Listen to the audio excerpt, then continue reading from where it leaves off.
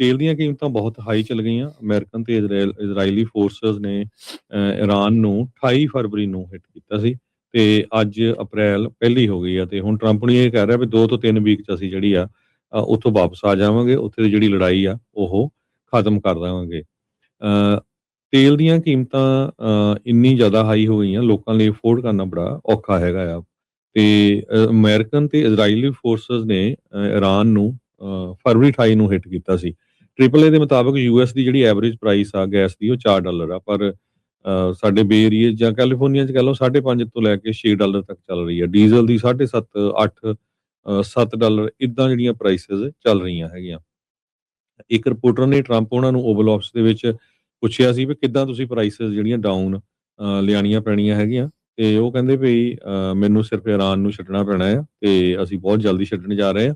ਉਹਦੇ ਨਾਲ ਜਿਹੜੀਆਂ ਪ੍ਰਾਈਸਿਸ ਆ ਉਹ ਡਾਊਨ ਚਲੇ ਜਾਣਗੀਆਂ ਤੇ ਯੂਐਸ ਦੀਆਂ ਫੋਰਸਿਸ ਕਹਿੰਦੇ ਵੀ ਫਿਨਿਸ਼ ਕਰ ਰਹੀਆਂ ਇਸ ਟਾਈਮ ਦੇ ਉੱਤੇ ਜੌਬ।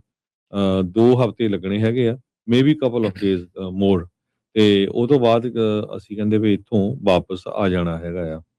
ਤੇ ਟਰੰਪ ਨੇ ਇਹ ਕਿਹਾ ਤਹਿਰਾਨ ਨੇ ਕੋਈ ਜਿਹੜੀ ਡੀਲ ਆ ਉਹਨਾਂ ਦੇ ਨਾਲ ਨਹੀਂ ਬਣਾਈ ਹੈਗੀ ਹਜੇ ਤੱਕ ਤੇ ਉਹ ਸਟੇਟ ਆਫ ਹਾਰਮੋਜ਼ ਦੇ ਮਾਮਲੇ ਦੇ ਵਿੱਚ ਉਹਨਾਂ ਨੇ ਇਹ ਕਿਹਾ ਵੀ ਹੁਣ ਇਹ ਸਾਡੀ ਪ੍ਰੋਬਲਮ ਨਹੀਂ ਹੈ, ਇਹ ਇਟਸ ਅਪ ਟੂ ਫਰਾਂਸ ਜਾਂ ਯੂਰਪੀਅਨ ਮੁਲਕ ਜਿਨ੍ਹਾਂ ਦਾ ਗੈਸ ਉੱਥੋਂ ਜਾਂਦਾ ਹੈਗਾ, ਉਹ ਉਹਨਾਂ ਦੇ ਨਾਲ ਜੋ ਵੀ ਗੱਲ ਕਰਨੀ ਆ ਉਹ ਕਰਨ। That will be for whoever using the state. ਜੀ ਬਿਲਕੁਲ। ਸੋ ਜਿਹੜਾ ਹਰਜੋਤ ਸਿੰਘ ਜੀ ਇਹ ਜਿਹੜੀ ਸਿਚੁਏਸ਼ਨ ਅਜੇ ਤੱਕ ਜਿਹੜੀ ਉਹ ਸਾਹਮਣੇ ਆ। ਤੇਲ ਦੀਆਂ ਕੀਮਤਾਂ ਬਹੁਤ ਹਾਈ ਚੱਲ ਗਈਆਂ। ਅਮਰੀਕਨ ਤੇ ਇਜ਼ਰਾਈਲੀ ਫੋਰਸਿਸ ਨੇ ਇਰਾਨ ਨੂੰ 28 ਫਰਵਰੀ ਨੂੰ ਹਿੱਟ ਕੀਤਾ ਸੀ ਤੇ ਅੱਜ ਅਪ੍ਰੈਲ ਪਹਿਲੀ ਹੋ ਗਈ ਆ ਤੇ ਹੁਣ ਟਰੰਪ ਨੇ ਇਹ ਕਹਿ ਰਿਹਾ ਵੀ 2 ਤੋਂ 3 ਵੀਕ 'ਚ ਅਸੀਂ ਜਿਹੜੀ ਆ ਉੱਥੋਂ ਵਾਪਸ ਆ ਜਾਵਾਂਗੇ। ਉੱਥੇ ਦੀ ਜਿਹੜੀ ਲੜਾਈ ਆ ਉਹ ਖਤਮ ਕਰ ਦੇਵਾਂਗੇ।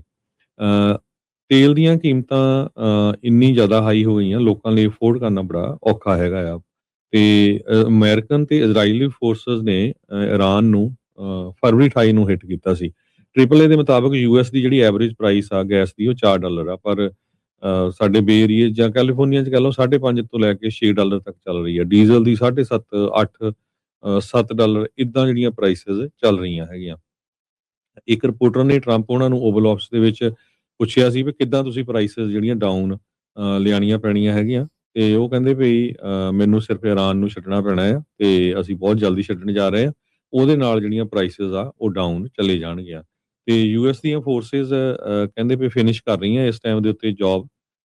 2 ਹਫ਼ਤੇ ਲੱਗਣੇ ਹੈਗੇ ਆ, ਮੇਬੀ ਕਪਲ ਆਫ ਡੇਜ਼ ਮੋਰ ਤੇ ਉਹ ਤੋਂ ਬਾਅਦ ਅਸੀਂ ਕਹਿੰਦੇ ਵੀ ਇੱਥੋਂ ਵਾਪਸ ਆ ਜਾਣਾ ਹੈਗਾ ਆ।